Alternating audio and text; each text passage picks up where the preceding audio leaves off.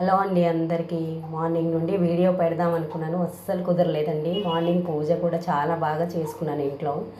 ఆ వీడియో అయితే సెండ్ చేద్దాం అనుకున్నాను కానీ కుదరలేదు. ఈ వీడియో అయితే ఈరోజు ఈవినింగ్ అండి.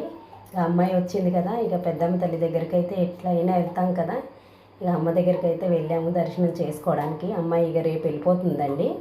ఇక తను ఏమనుకుంటుందో ఏంటో తెలియదు కానీ ఎప్పుడు తను అసలు దండం పెట్టుకొని అమ్మకి ఇట్లా కాయిన్ ఇట్లా పెడితే వితిన్ సెకండ్స్లో నిలబడుతుందండి. ఇక తను ఏం తను కోరుకున్నది జరగాలని అమ్మ ఆశీస్సులు కూడా అమ్మాయి పైన ఉండాలి అని నేనైతే మనస్ఫూర్తిగా కోరుకుంటున్నాను.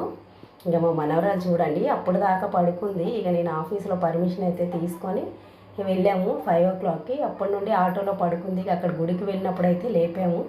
ఇది దర్శనం జరిగిన తర్వాత అక్కడ కూర్చున్నాం. తనకు కొబ్బరి అంటే చాలా ఇష్టం అండి. మా చిట్టి తల్లికి కొబ్బరి అయితే తింటుంది. చాలా ప్రశాంతంగా అయితే కూర్చున్నానండి. నాకు తెలిసి ఈవినింగ్ టైంలో లేదంటే ఎర్లీ మార్నింగ్ వెళ్తే ప్రశాంతంగా దర్శనం చాలా మంచిగా జరుగుతుంది.